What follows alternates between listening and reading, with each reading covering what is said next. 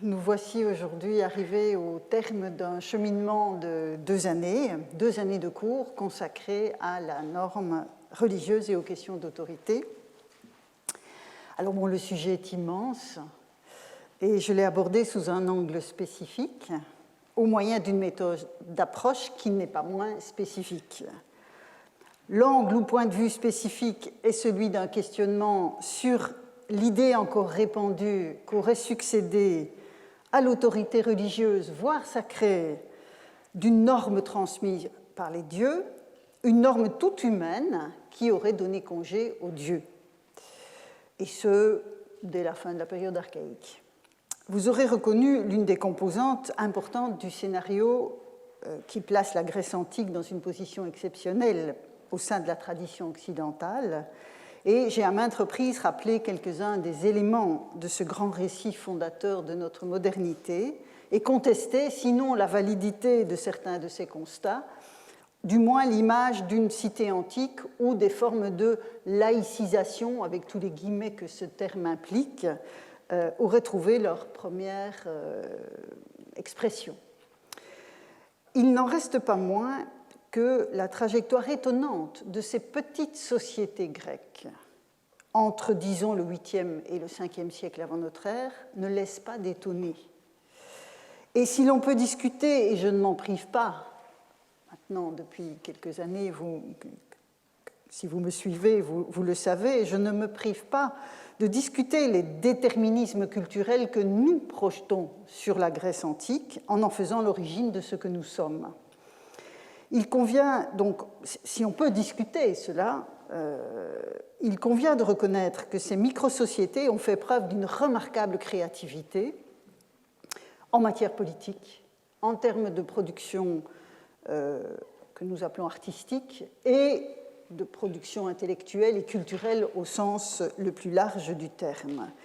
Mais quoi qu'on en ait dit, une telle créativité s'est fait jour sans qu'à aucun moment congé ne soit donné aux dieux. Il faut dès lors se poser la question qu'énonçait Christian Mayer. Christian Mayer, dans un article que j'ai cité plusieurs fois, à savoir, et je le recite, c'est la partie en grâce, si la relation entre la religion et les Lumières chez les Grecs n'est pas fondamentalement différente de celle qui existe dans l'Europe chrétienne moderne. C'est évidemment ce questionnement qui a en quelque sorte constitué le fil rouge de l'interrogation de ces 2 années. Alors, j'ai parlé donc de cet angle d'approche spécifique de la question de la norme.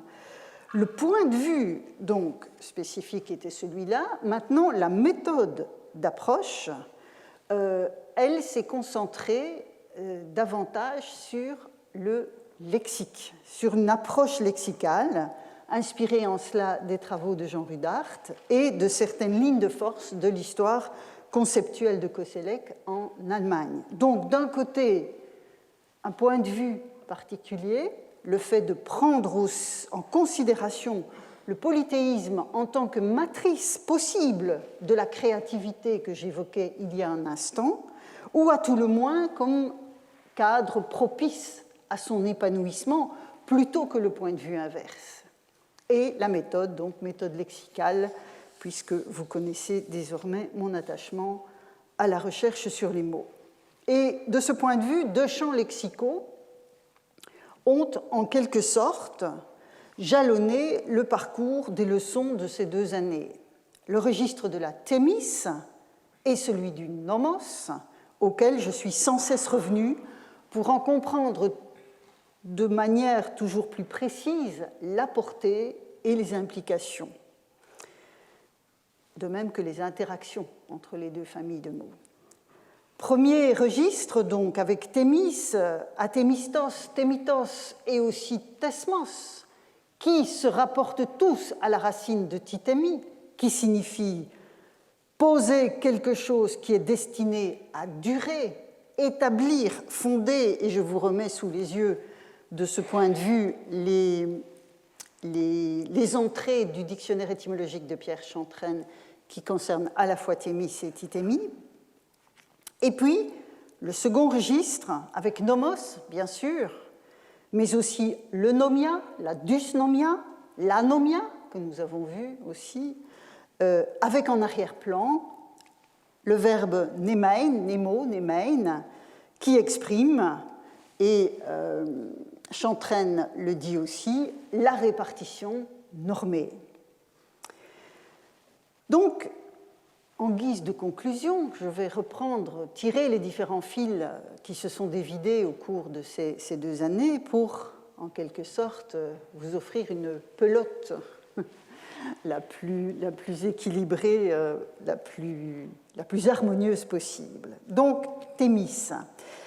Comme l'écrivait Jean Rudart dans un passage que j'ai lu l'an dernier et qui reste, à mon sens, une des expressions les plus adéquates de ce qu'est Thémis, je lis avec vous, enfin je relis parce que c'est un passage que j'ai déjà eu l'occasion d'afficher. Donc c'est une exigence, Thémis, c'est une exigence d'équilibre qui surgit dans les esprits lors de conjectures parfois difficiles où un individu singulier, parfois un groupe d'individus solidaires, doivent agir. Cette exigence leur inspirera des conduites précises, variables selon les circonstances, mais semblable à elle-même en tant qu'exigence dans tous les cas où elle se fait sentir à eux, elle, donc la Thémis, reste dans l'universalité que cette permanence lui confère, obscure et malaisément définissable. Je pense que là, beaucoup de choses sont dites dans cette réflexion de Rudart. Alors, traduire Thémis par les notions d'ordre et de normes n'est bien entendu pas faux. Ce n'est pas une erreur, ça peut convenir. Mais, et c'est cela qui me convient particulièrement bien dans cette approche de Rudart, c'est avant tout cette exigence d'équilibre qui préside à l'ordre et à la norme que le terme évoque. Une espèce de soubassement dynamique, un filet régulateur, comme je l'ai dit plusieurs fois. C'est une telle puissance divine que Zeus épouse dans la théogonie et qui, appartenant à la génération antérieure, je vous remets la généalogie sous les yeux, appartenant à la génération antérieure à celle de Zeus, lui donne les Horai et les Moirai. Zeus devient alors, dans la généalogie hésiodique, le garant des régularités du monde, dans tous les registres de ce monde, pour tout ce qui le constitue et tous ceux qui l'habitent, tous les êtres vivants qui l'habitent, Dieu, hommes et bêtes. Et même les plantes aussi, qui, dans la perspective des Grecs, sont des êtres vivants. Pas que dans la perspective des Grecs, d'ailleurs. Alors, le profil des Horai, j'y reviens un instant, permet de saisir le large spectre du filet régulateur de la Thémis. Prises collectivement, ces divinités assument un rôle de régulation concrète et peuvent agir dans tous les domaines de l'existence où elles marquent le caractère approprié d'une démarche, son aboutissement efficace à l'heure dite, mais aussi sa régularité. Ce sont les lignes de force qui sont attachées à la figure des Horai. On voit dès lors, pris dans leur action, le rythme du monde, l'épanouissement des diverses étapes de tout ce qui pousse, depuis les plantes jusqu'aux hommes, tous les êtres vivants au moment propice, mais aussi les étapes harmonieuses des relations sociales à une échelle qui n'est plus individuelle. Les Horai contribuent à leur manière à l'exigence d'équilibre et d'ordonnancement que leur mère porte en elles de façon plus globale, et dont leur père, puisque c'est l'union des deux divinités qui aboutit à cet engendrement, dont leur père est le souverain garant. Souvenez-vous, dans le mythe de souveraineté, on voit bien que les épousailles de Zeus et de Thémis font de Zeus le garant de la Thémis, qui le dépasse. C'était donc l'analyse que l'on peut faire du rôle des Horai prise collectivement, je disais, en tant qu'elles sont Horai. Prises individuellement dans l'identité propre qu'Hésiode leur attribue et dont je vous ai rappelé les termes au tableau, c'est plus précisément dans la société des hommes qu'est orienté leur pouvoir. Je vous rappelle, Dike, la justice, Eunomia, cette bonne répartition dont je vous ai abondamment parlé, et Eirénée, la paix, sont autant de puissances divines à l'œuvre parmi les humains qui font société. C'est vraiment quelque chose d'essentiel. Et si Thémis est une exigence d'équilibre, comme Rudart le rappelait et comme je vous le rappelle avec lui, ces filles en sont à la fois l'instrument et la réalisation, selon ce principe qui veut que les enfants spécialisent dans leur pouvoir ceux de leurs parents sur le plan des mythes généalogiques. Donc voilà pour le langage généalogique propre à la théogonie qui nous informe sur la portée de ces figures. Dans l'intrigue homérique, puisqu'évidemment on change de genre, on n'est plus dans l'ordre de la généalogie, mais dans celle du récit, de la narration avec une intrigue. On trouve Thémis aussi. C'est la divinité qui convoque l'assemblée des dieux. Quand Zeus veut réunir ses pairs, il envoie Thémis convoquer les dieux. Et cette fonction se décline aussi parmi les hommes. On la trouve attestée dans l'Odyssée, quand Télémaque veut réunir les gens d'Ithaque, et Thémis et Zeus sont à l'arrière-plan de son projet. On le voit aussi dans un passage de l'Iliade que j'ai déjà analysé avec vous, quand Achille souligne, donc on est au plus fort de la querelle entre Agamemnon et Achille qui est au cœur de l'Iliade, et Achille souligne face à Agamemnon qu'il est Thémis, donc qu'il est légitime, religieusement adéquat, religieusement permis, puisqu'on a cette dimension de divinité derrière le nom. Donc il est Thémis de le faire, à savoir le combattre, mais le combattre en parole, évidemment.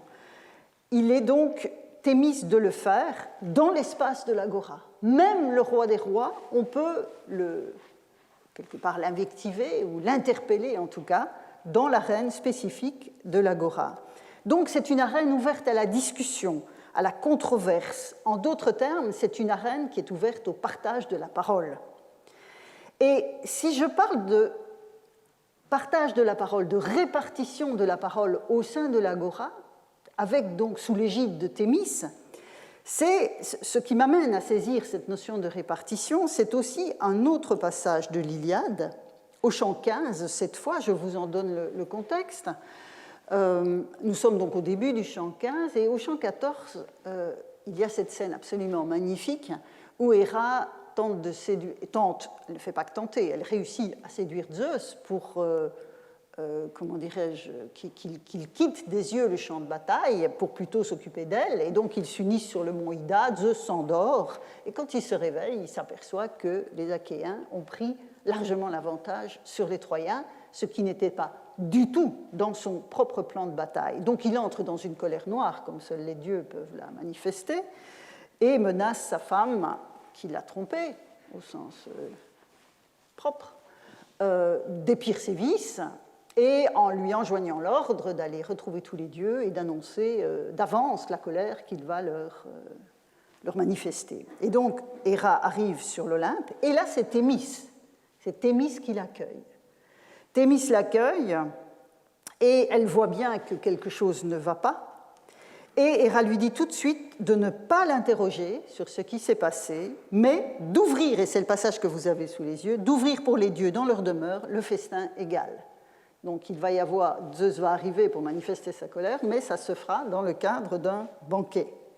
Et vous reconnaîtrez peut-être ici ce que j'ai traduit par banquet égal, donc c'est la daïs issei, c'est-à-dire ce moment précisément de partage et de répartition de la viande sacrificielle.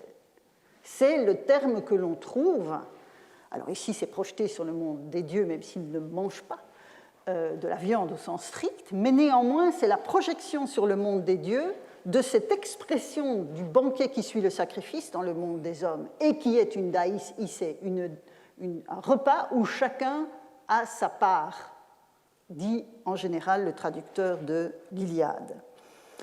Donc, si Thémis préside à l'assemblée, elle le fait aussi pour le banquet, et elle préside précisément parce que j'ai traduit ici arché par ouvre, mais l'arché, c'est aussi le fait d'agir en légitimité. Un archonte, c'est ce qu'on traduit par magistrat dans une cité. Donc vous avez aussi l'ordre du commandement de la présidence.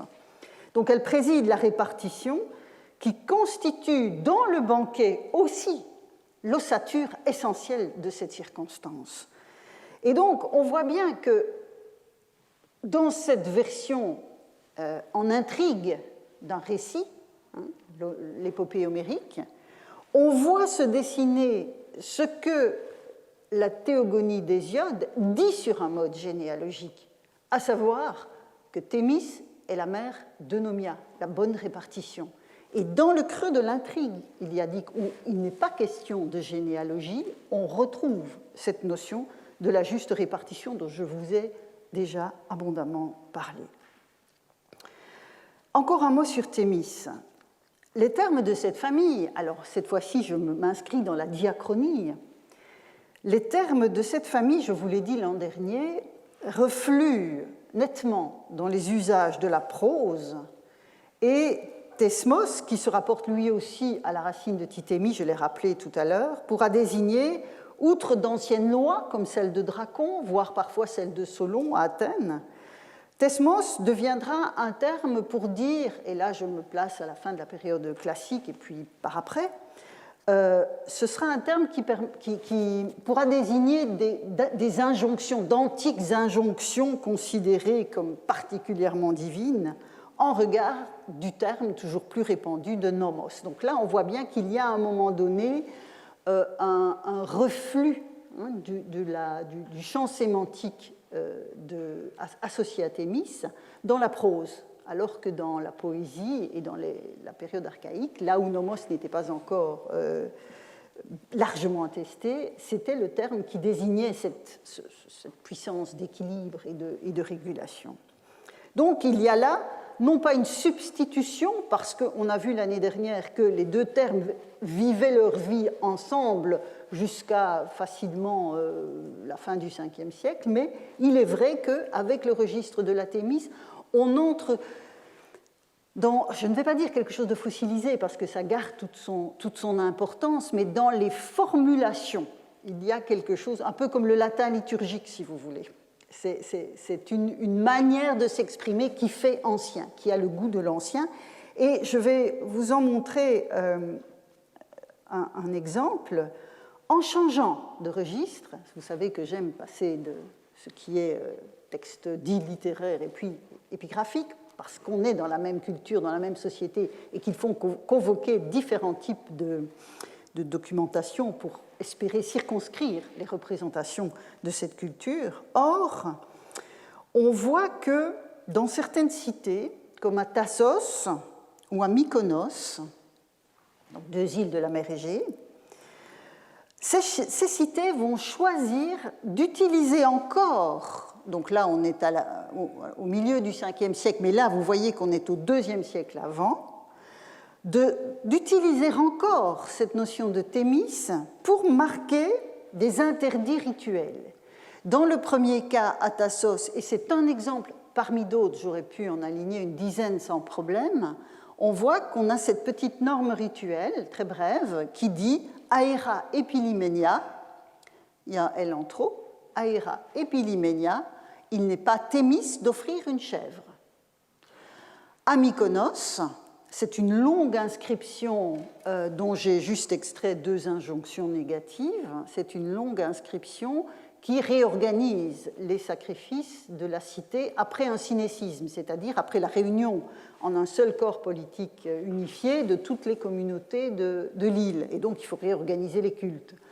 Et donc, dans cette énumération de normes sacrificielles, dans certaines occasions rituelles, dans le détail desquelles je n'entre pas, on voit bien que les femmes ne sont pas admises, dans un certain cas, ici, ce n'est pas Thémis pour une femme d'assister à cette célébration, et dans un autre cas, où c'est la communauté civique qui est vraiment concernée, ce n'est pas Thémis pour un étranger.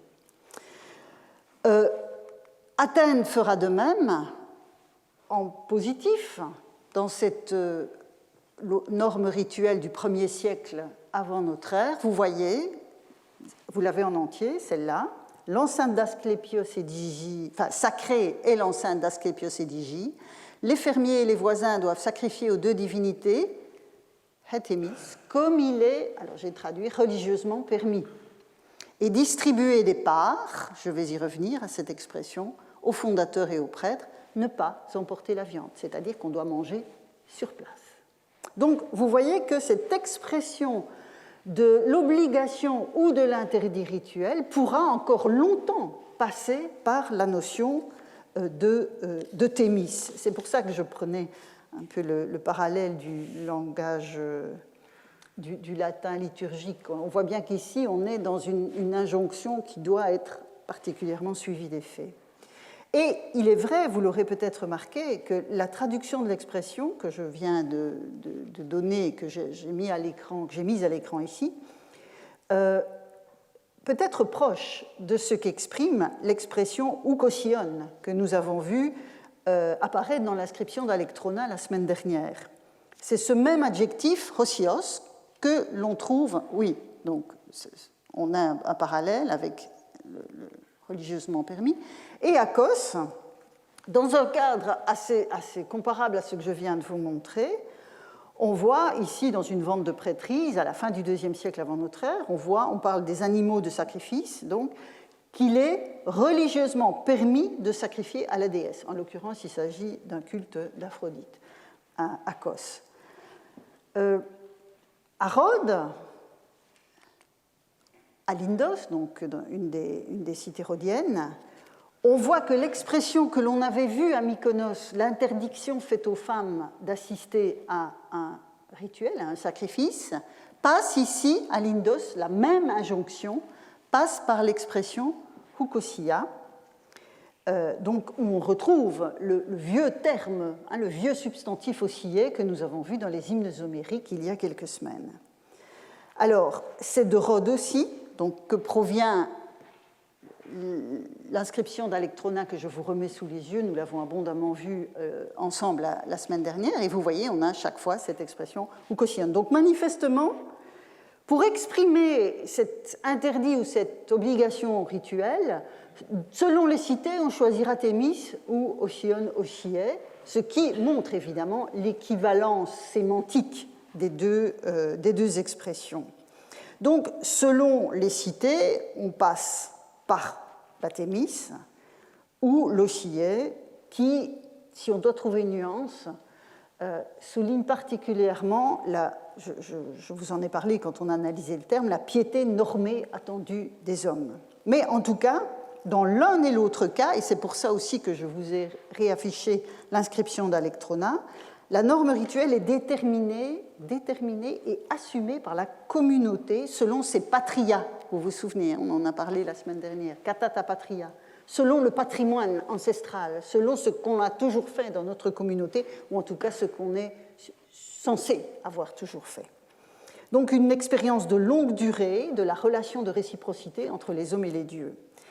Et c'est donc cette profondeur de temps qui se dit katata patria, qui est aussi exprimée par katanomon, dont je vous ai aussi régulièrement parlé.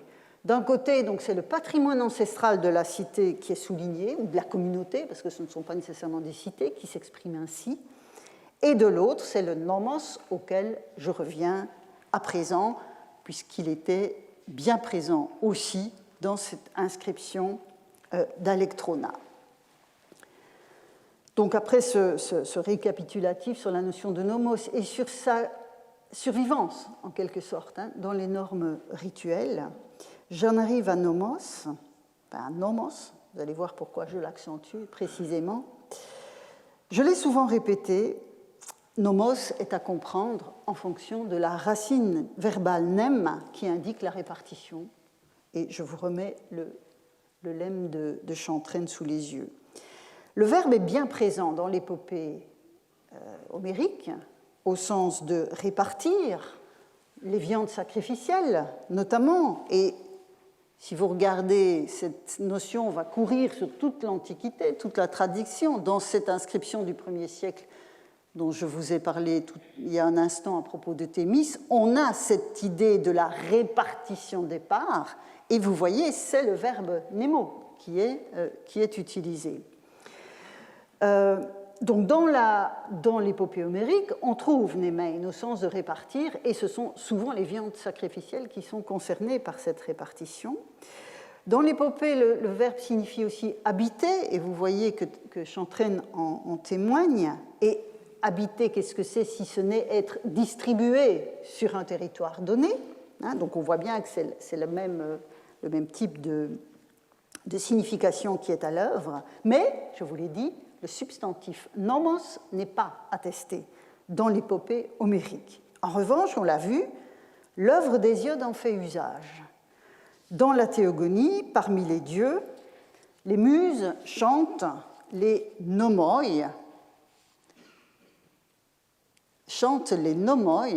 hein, vous vous souvenez de ces deux passages, les nomoi que Zeus a ordonnés.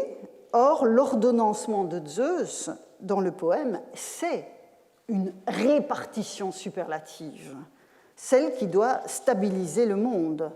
Les nomoi sont les fruits de cette répartition et donc des usages normés, des règles de comportement, voire tout simplement les normes en vigueur parmi les dieux eux-mêmes. Hein, vous vous souvenez, bien comme il faut sur chaque point, il, Zeus, a pour les immortels ordonné les nomoi, dietax et nomus, caiepe fradetimas, expliciter les honneurs, deux notions fondamentales dans la réflexion qui fut la mienne. J'ai souligné à maintes reprises donc, que l'élément constitutif de ces usages qui sont ici attestés dans la théogonie, de ces usages, de ces règles, était encore et toujours une répartition. On voit bien que ce qui infuse cet ordonnancement de Zeus, c'est une répartition.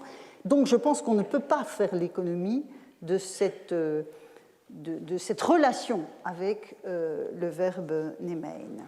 Et je vous rappelle aussi que c'est encore le sens, clairement le sens que donne à nomos Échille dans les Euménides, dont on a parlé à la fin de l'année dernière et tragédie sur laquelle je suis revenue encore cette année, en évoquant l'attribution des honneurs aux antiques déesses, hein, éponymes de la tragédie. Et vous vous souviendrez que ce sont les déesses qui poursuivent Oreste, qui a tué sa mère, et donc elle crie vengeance, ces Érinies, parce que c'est leur apanage depuis toujours. C'est leur fonction de venger le meurtre d'un parent. Et donc, pour elle, et c'est tout l'enjeu de la tragédie, c'est le mépris des anciens partages et des parts qui en résultent pour chaque dieu, qui attisent leur colère, avant que finalement, tout finit bien, elles ne déposent leur colère aux pieds d'Athéna. Et vous voyez donc ici le paranomon, donc passant la norme des dieux. Alors évidemment, on peut traduire par la loi des dieux, mais il y a derrière cela un partage normé. Et puis on retrouve ici la moira, comme tout à l'heure, la part. Et donc aussi, dans les Euménides toujours, cette référence au palaius nomus, avec cette sorte de glose interne à la tragédie qui parle de dianomé, c'est-à-dire la répartition. Là, on a vraiment le terme dans toute sa force. Alors, revenons à Hésiode, après ce petit crochet par les Euménides, je reviens à Hésiode. Parmi les hommes, cette fois, puisqu'on a vu les passages à propos des dieux, dans les travaux et les jours, parmi les hommes, c'est le sens également du nomos de Zeus qui donne la justice aux humains. Je vous ai remis donc le passage sous les yeux, qui donne la justice aux humains pour échapper à la prédation qui caractérise les animaux. Et donc vous avez ici un nomos d'origine divine, fondée sur une répartition des manières d'être et d'agir. Cette dévolution divine a lieu au sein même du monde, elle émane de lui, puisque je vous rappelle que les dieux ne lui sont pas extérieurs. Ils sont nés avec le monde, ils lui sont consubstantiels. C'est indispensable de ne jamais l'oublier pour comprendre comment ce système fonctionne. Alors, dans le cadre de la réflexion conclusive d'aujourd'hui, je voudrais convoquer un passage d'Hérodote. On n'a pas encore beaucoup vu Hérodote cette année. C'est un passage que j'avais déjà eu l'occasion d'afficher dans cet amphithéâtre quand je parlais du daimon comme instance de répartition, puisque je suis assez obsessionnelle sur la question de la répartition, mais dans des registres sémantiques différents. Et donc j'avais évoqué ce passage, mais laissant daimon de côté, c'était il y a 3 ans, je crois, Je reprends le passage en question car un mot de la racine nem s'y trouve représenté en étroite relation avec les dieux. Je vous en donne le contexte et la substance. Nous sommes au livre 2. Le livre 2 chez Hérodote, c'est l'Égypte et tout ce qu'ils ont apporté à la Grèce, les Égyptiens. Et à cet endroit du livre 2, Hérodote se fait en quelque sorte historien du polythéisme grec. Et il explique à ses lecteurs comment s'est constitué le monde qu'ils connaissent, le monde tel qu'ils le connaissent, et notamment celui des dieux. Du temps des Pélages, dit-il, du temps des Pélages, on sacrifiait à des dieux que l'on ne nommait pas. Vous avez le texte, les Pélages offraient tous les sacrifices en invoquant des dieux, théoi, pas théous en l'occurrence, sans désigner aucun d'entre eux par un surnom ou par un nom. Puis, à l'exemple des Égyptiens, les Pélages ont commencé à donner des noms à leurs dieux avec l'aval de l'oracle de Dodone. Donc, plus tard, au bout de beaucoup de temps, les Pélages apprirent à connaître, venus d'Égypte, les onomata des dieux, autres que Dionysos. Ils apprirent bien plus tard celui de Dionysos. Ce sont des problématiques de noms de dieux que j'avais traitées la première année de mes cours. Donc, ce qui m'intéresse ici, oui, et alors, juste un mot, au paragraphe suivant, il y a évidemment, après toute cette histoire du polythéisme grec, des Pélages et puis des Grecs, qui l'ont en quelque sorte hérité, il y a l'intervention des poètes avec ce passage magnifique que je ne résiste jamais à réafficher. Ce sont eux, Homère et Hésiode, qui, dans leurs poèmes, ont fixé pour les Grecs une théogonie, qui ont attribué aux dieux leurs surnoms, partagé entre eux les honneurs et les compétences et signifié leur figure. Je ne reviens pas dans le détail, on reviendra sur Timaï dans un moment, mais je reviens au Pélage et je reprends la phrase que j'ai sautée en lisant la traduction de ce passage du livre 2, chapitre 52. Que nous dit Hérodote ? Donc, on sait que les Pélages sacrifiaient aux dieux sans les nommer. Et Hérodote enchaîne, donc les Pélages, les avaient appelés ainsi en partant de cette considération que c'est pour avoir établi l'ordre dans l'univers qu'il présidait à la répartition de toutes choses. Alors, la traduction, vous le voyez, a été tirée comme telle de la collection des universités de France, la traduction de Legrand, très estimable.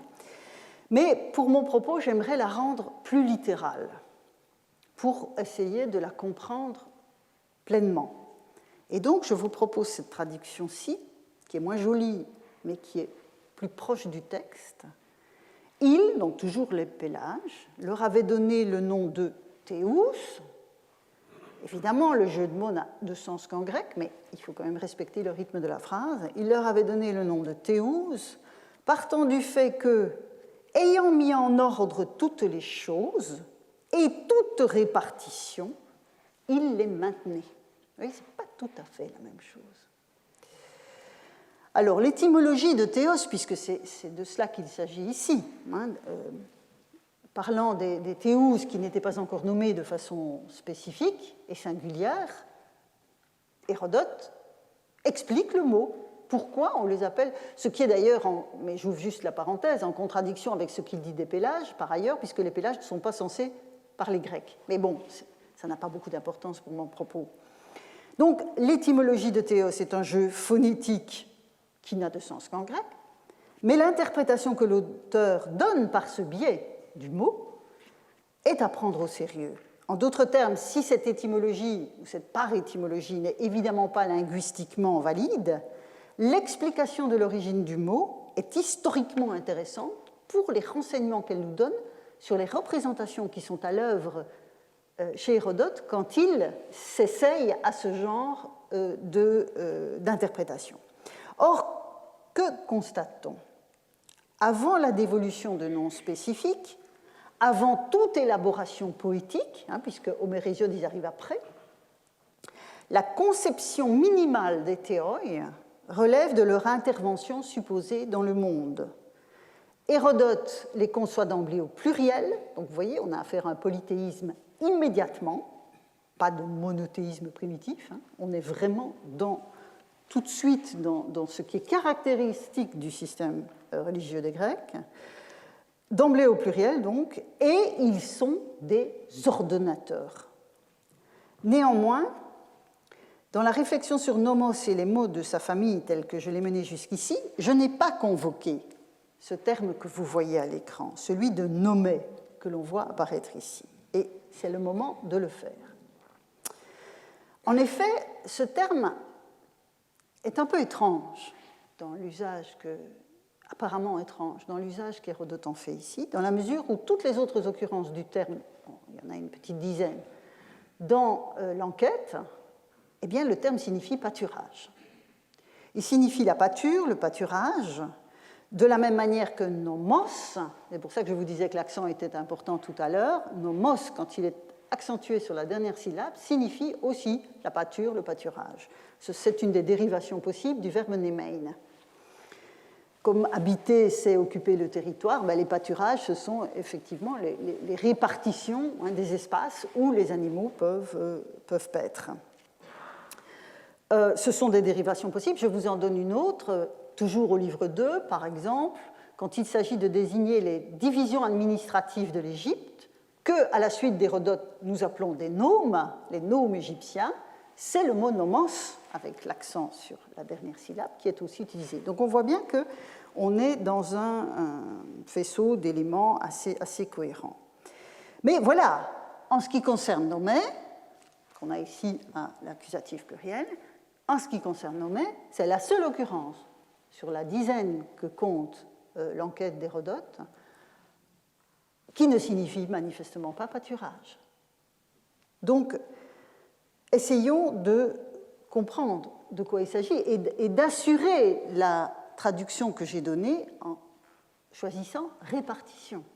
En fait, le meilleur parallèle que l'on trouve, c'est dans le dialogue de Platon-Protagoras.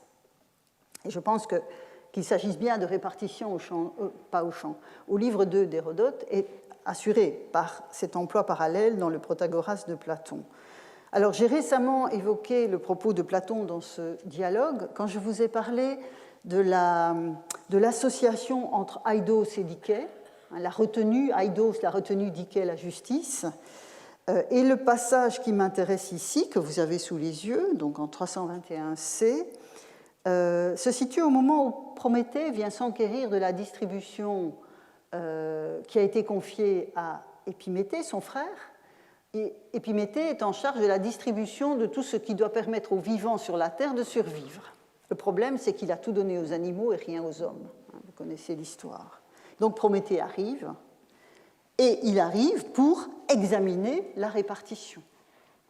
Episkepsomenos ten nomen. Donc on voit bien que là, il ne s'agit pas de pâturage. On a affaire à une répartition et, bon, Prométhée se rend compte que les animaux sont particulièrement bien dotés, que les hommes restent nus et sans défense. Du coup, là aussi, vous connaissez l'histoire, il leur apprend à faire surgir le feu par eux-mêmes. Il leur apprend quelques techniques pour survivre. Mais le problème, c'est que les hommes continuent à s'entre-déchirer, à s'entretuer. Et donc, c'est à ce moment-là que Zeus intervient pour leur donner eidos et dikais, la retenue et la justice. Et puis surtout, le fait de pouvoir développer l'art politique dans des cités. C'est toute la thèse du Protagoras. Et je pense que c'est dans un cadre comparable, mais plus allusif et plus englobant, de distribution originelle, que se situe la réflexion par étymologique d'Hérodote. Les dieux mettent en ordre et répartissent. Et à ce titre, ils maintiennent le monde.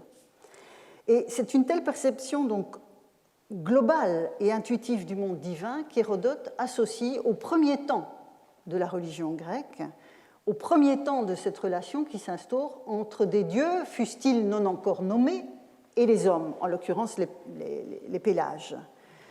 Je le disais, je le répète parce que c'est important, il évoque un monde divin qui est d'emblée pluriel et qui se définit, vous l'aurez remarqué, en fonction des deux champs sémantiques que nous pistons depuis le début de cette série de cours. Celui de la régulation instituante, ici le verbe titémi, d'un ordonnancement avec l'idée de cosmos, qui, à l'époque d'Hérodote, commence à commencer à désigner ce que nous appelons le monde ou l'univers. Donc la mise en ordre de la régulation instituante et celui de la répartition normée, avec le mot nomé ici, comme nomos, eunomia, nomé, fondé sur la racine nem. Et donc, dans sa prose d'enquêteur, et de façon un peu incidente, au milieu de ce paragraphe sur les pélages, Hérodote synthétise de manière magistrale, même si c'est sans doute de manière incidente et sans intention effective, le noyau dur de la théogonie, à savoir la mise en ordre du monde sous les effets conjoints de la thémis et des nomoi divins. Hérodote évoque ensuite, je l'ai rappelé, l'action créatrice des poètes avec la notion de timai, je vous ai dit qu'on y reviendrait, qui nous a accompagnés tout au long de ces 2 années, auxquels j'ajoute aussi les moirai que l'on trouve dans la théogonie, mais ailleurs. Vous avez vu la petite norme que je vais vous remettre sous les yeux. On a donc les moirai qui sont l'apanage des dieux, la cristallisation de leur timée. On l'a ici, par exemple, à propos de la moira d'Aphrodite, qui reçoit son apanage dès son émergence de la mer. Et vous avez notre ami Hécate, dont je vous ai parlé il y a plusieurs semaines, qui reçoit une aïssa, qui est un équivalent lexical de moira. Je n'y reviens pas, on en a déjà parlé. Mais c'est aussi la moira, vous voyez, très concrètement, les parts de viande qui reviennent aux hommes dans le cadre des sacrifices et que l'on répartit. Je mentionne aussi une autre notion fondamentale qui a traversé mes analyses, le geras, en tant que privilège qui est récurrent, que ce soit chez Hésiode, on le voit ici, souvenez-vous, il leur dit qu'à tout dieu qui se rangerait à ses côtés pour combattre les titans, il n'arracherait pas quel qu'il fût ses privilèges, mais que chacun, pour honneur propre, garderait au moins celui qu'il avait jusque-là parmi les dieux immortels, etc. Vous avez donc chaque fois la notion de geras. Chez Hésiode, mais aussi dans un autre registre, chez Solon, souvenez-vous, là où Plutarque voulait voir Kratos, j'ai plaidé pour le fait de laisser geras, que dit Solon dans son testament politique, « Au peuple, oui, j'ai donné la part qui suffit sans rien soustraire ni ajouter à son lot d'honneur, à sa timée. » Chez Pindare aussi, souvenez-vous, nous avons vu à propos dans la réflexion sur le nomos basileus, ce moment où, dans la 2e Pitique, Pindare parle de l'origine des centaures, ces hybrides monstrueux. Que dit-il de l'engendrement de cette engeance que sont les centaures? C'est l'union d'ixion et de la nuée ressemblant à Héra qui a été produite par Zeus, et donc, seule mère de son espèce, la nuée, sans le concours des Charites, lui donna un fils monstrueux.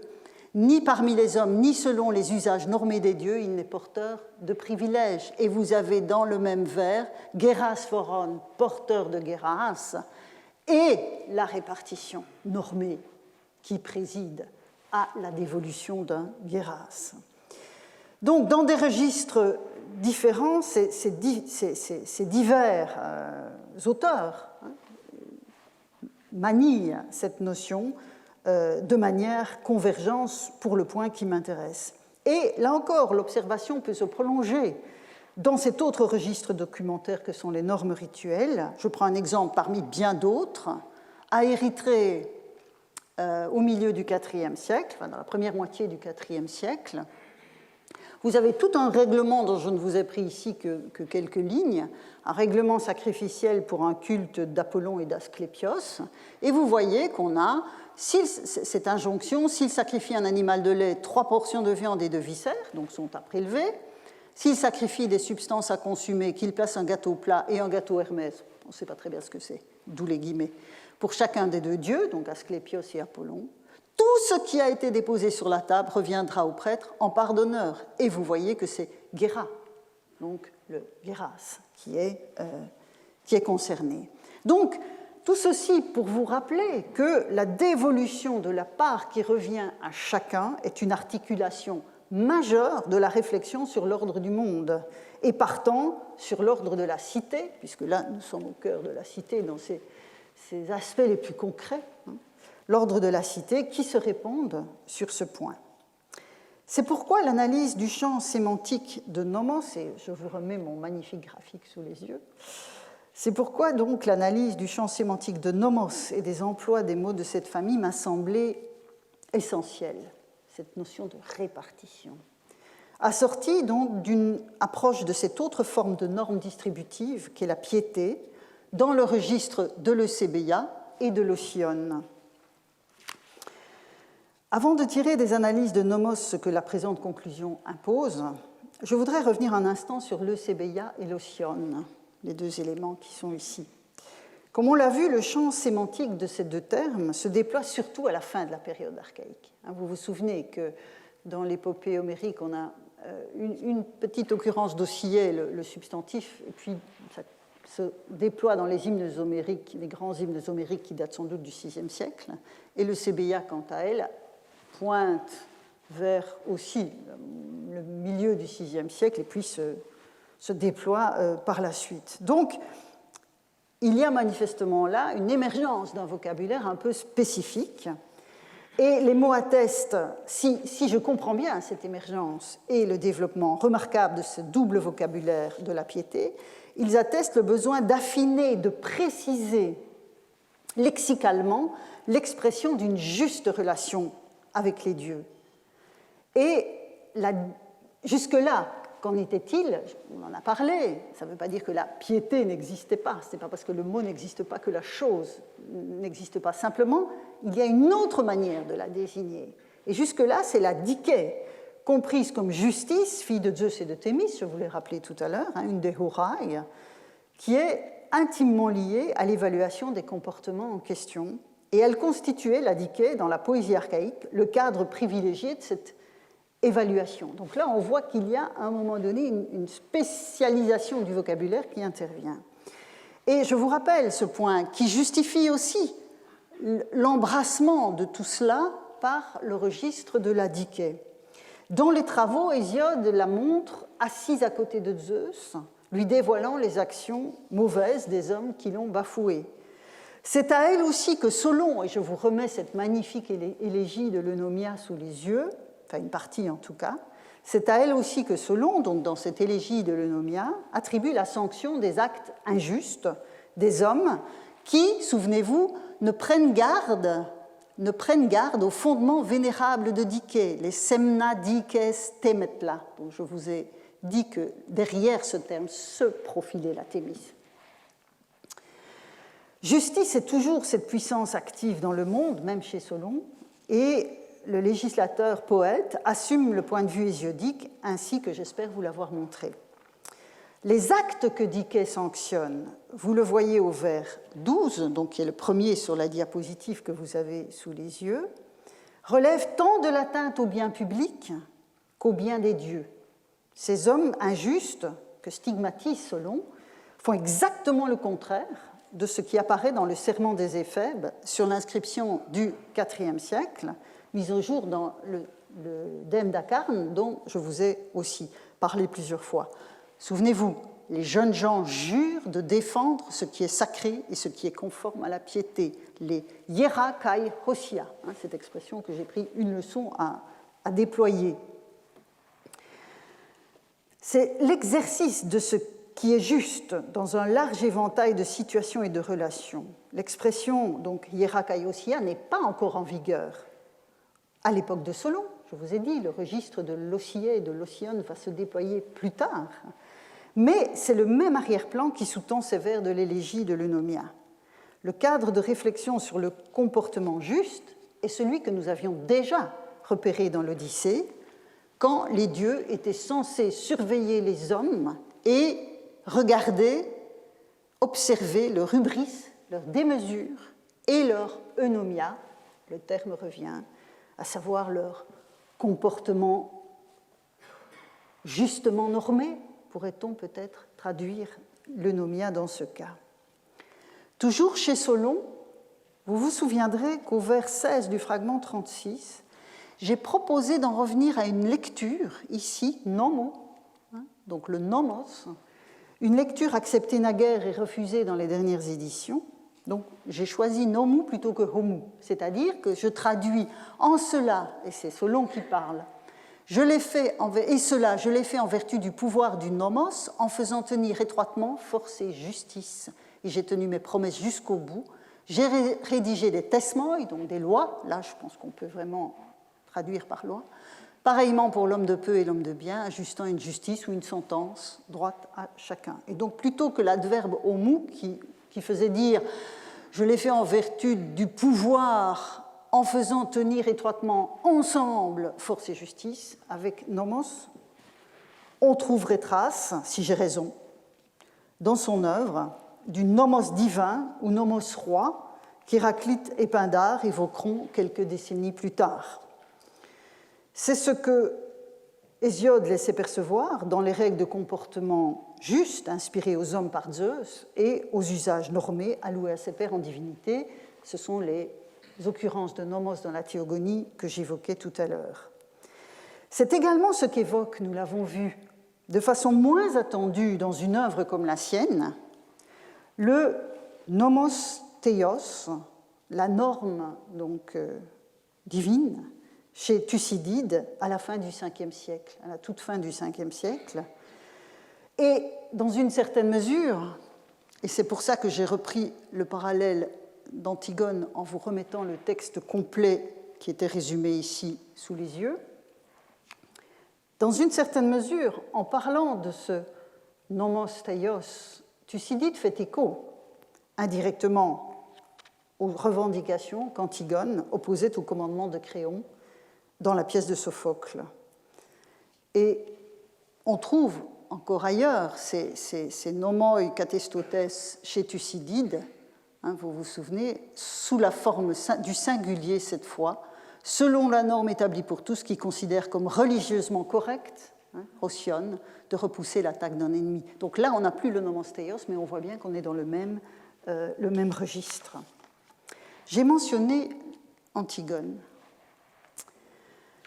L'intrigue de la tragédie dont nous avons parlé, fondamentalement, quoi qu'on en ait dit, ne porte pas sur la question de l'oralité ou de l'écriture de la loi, mais sur la capacité des nomoi d'une cité, quelle qu'en soit la forme de ces nomoi, écrits, oraux, à se conformer aux nomos divins qui, selon Héraclite, en assurent la tutelle. Et vous vous souviendrez de ce fragment 114. Alors ici, j'avais traduit en suivant les analyses d'un collègue grec sous la tutelle, mais on pourrait aussi comprendre autrement. Tréphène peut vouloir dire aussi nourrir. Vous voyez, donc on voit bien que les lois des hommes sont nourries de la loi divine chez Héraclite. C'est probablement cela que signifie l'association étroite, donc cette liaison, l'association étroite que l'on constate entre les premières décisions collectivement assumées par certaines cités et leur mise par écrit dans le cadre de sanctuaires. Souvenez-vous, à Dréros, on a la première inscription qui touche à un règlement collectif est affichée sur les murs du sanctuaire d'Apollon dans la cité. Vous avez nombre de décisions de ce type qui sont affichées dans le sanctuaire de Zeus à Olympie.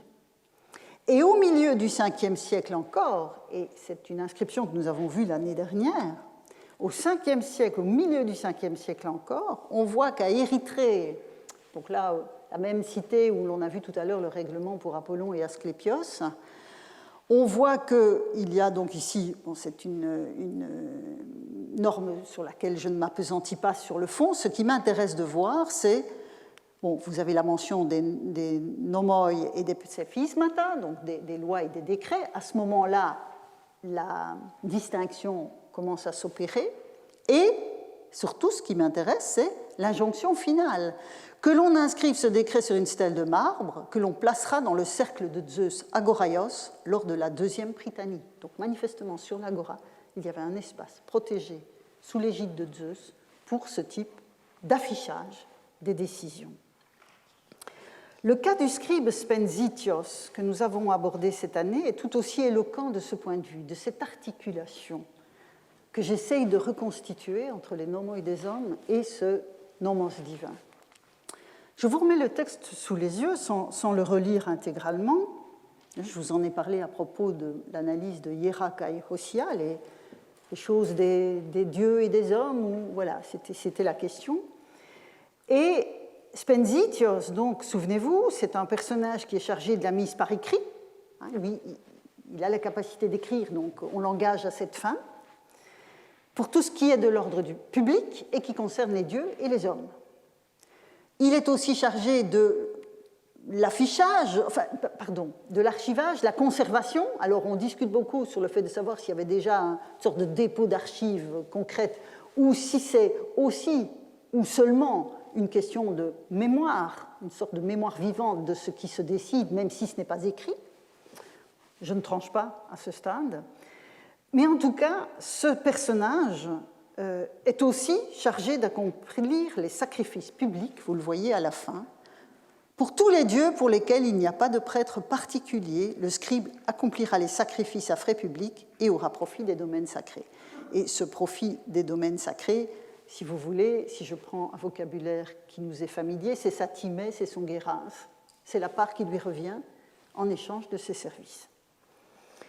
Et donc, la relation étroite entre l'écriture, la conservation des décisions de la cité, en d'autres termes, c'est nomoi, et la fonction sacrificielle de cet agent public est très significative, parce qu'en offrant des sacrifices pour la communauté, il se place en intermédiaire entre elle et ses dieux. Et donc on voit bien que tout cela est étroitement imbriqué. C'est ici, et j'arrive tout doucement au bout, mais pour ne pas changer, je vais vous retenir 5 minutes de plus. C'est ici que je voudrais insérer la réflexion menée par l'une des invitées de mon séminaire, à savoir Rebecca Van Hoof, qui avait parlé le 22 février, en anglais, des entêtes, des inscriptions portant la mention théoi ou théos. Vous avez un exemple ici sur sa première diapo. Vous avez ici un texte, un décret ou une loi, et puis vous avez comme ça, alors le iota manque, mais vous avez théoi qui apparaît au-dessus. Et en fait, vous l'avez déjà vu dans mes propres dias. Je remets sous vos yeux le fameux serment des Éphèbes à Akarn. Vous avez vu passer systématiquement ce que j'avais essayé de rendre sur ma dia comme reflétant l'écriture de la stèle. Vous avez et je les ai mises en évidence parce qu'on ne voit pas bien sur ma photo, mais vous avez là théoi qui surmonte donc la stèle. Et dans son exposé, donc c'est quelque chose qui intrigue depuis longtemps, et qu'est-ce que ça veut dire ? Dans son exposé, Rebecca Van Hoof avait présenté un comptage. Donc vous voyez qu'ici, on est avant 300 avant notre ère. Donc vous voyez que l'Attique se taille la part du lion avec uniquement la mention au pluriel. Puis dans d'autres régions de Grèce, on a des variations. Donc c'est assez répandu. Quant à l'interprétation de cette affaire, elle fait référence à 4 orientations interprétatives. La première fait l'hypothèse qu'il s'agit de la référence à une prière qui était prononcée en début d'assemblée où la décision est prise, où le texte donc inscrit est voté. La deuxième y voit une manière de sacraliser l'inscription, qui est un peu vague. La troisième en fait un appel aux dieux pour leur demander une faveur. Mais c'est extrêmement difficile de relier cette interprétation au contenu des textes. Et la quatrième fait des dieux ainsi mentionnés des agents actifs dans la production même du texte. Au vu de ce que nous avons vu de la norme religieuse et des questions d'autorité au fil de ces 2 années, j'aurais tendance à privilégier la quatrième option, et c'est aussi d'ailleurs celle que tente à privilégier Rebecca Van Hoof, mais en enrichissant pour ma part ce choix des acquis que je suis en train de vous rappeler depuis tout à l'heure. Sur cet arrière-plan, que fait apparaître la mention théos ou théoi en en-tête des nomoi ou des psephismata, des lois, des décrets d'une cité ou de tout groupe qui émet des normes? Parce que le fait de mettre ce genre de choses au-dessus d'une stèle n'est pas uniquement le fait d'une cité. Ça peut être un groupe de sociabilité, ça peut être une famille, bon. Et puis surtout, ce n'est pas systématique. On ne trouve pas ça sur tous les textes. Et on n'a jamais réussi à trouver un lien clair entre un contenu et la mention ou l'absence de mention de théos ou théoi. Et donc, que fait apparaître cette mention? Ce pourrait être précisément l'inscription, sans jeu de mots, du texte dans un cadre qui le dépasse et en souligne l'adéquation avec le nomos théos de Thucydide ou celui d'Héraclite, ou les normes établies que l'oncle d'Antigone a payé au prix fort de ne pas les avoir respectées. Les théoi ou le théos en tant que divin générique sont ces entités régulatrices et distributrices dont parle Hérodote en reconstituant la religion des Pélages. Les dieux sont présents, ils sont là dans le monde et a fortiori dans les cités. Et si je reprends mon graphique, que vous connaissez désormais par cœur, il me semble qu'il permet de visualiser très clairement ce point. Les nomoi sont enchâssés dans un ensemble qui les dépasse, quelle qu'en soit la portée et les thématiques. Vous vous souvenez, ici, j'ai laissé un espace pour ce qui ne concerne pas directement les dieux, ce qui ne relève pas de l'Océan ou de l'Eusébéen. Donc, ils sont enchâssés, car ce ne sont pas seulement les normes que nous appelons religieuses qui reçoivent la mention théos ou théoi, d'où cette intersection ouverte. La référence au Dieu en tête de l'inscription pourrait évoquer une autre forme de légitimité de ce qui a été émis que la communauté elle-même qui a voté, et évidemment la protection qui l'accompagne. Cette hypothèse ne me semble pas incompatible avec le fait que la mention n'est pas systématique. D'autres formules étaient disponibles. On l'a vu avec le cercle de Zeus à Goraios à Érythrée. On l'a vu avec le sanctuaire d'Apollon à Adréros en Crète. Mais à chaque fois, il s'agit de conférer une autorité supplémentaire à la décision prise. Et que cette pratique épigraphique voit le jour dans la deuxième moitié du Ve siècle, parce que ces en-têtes n'apparaissent pas avant.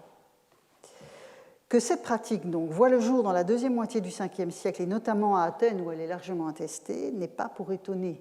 C'est au même moment qu'est jouée l'Antigone de Sophocle, qui pose clairement la question de l'autorité des nomoi que se donnent les hommes sous le regard des dieux. Alors, c'est le terme de nomos par rapport au registre de la thémis ou des thesmoi qui finira par s'imposer largement pour désigner l'appareil législatif des cités dans toute leur matérialité politique. Mais le terme ne perdra jamais le sens plus large d'usage normé fondé sur une répartition. Alors cette répartition, je la vois avec Hérodote comme originelle et constamment transmise. C'est ça que signifient les patria, les katata patria ou le katanomon.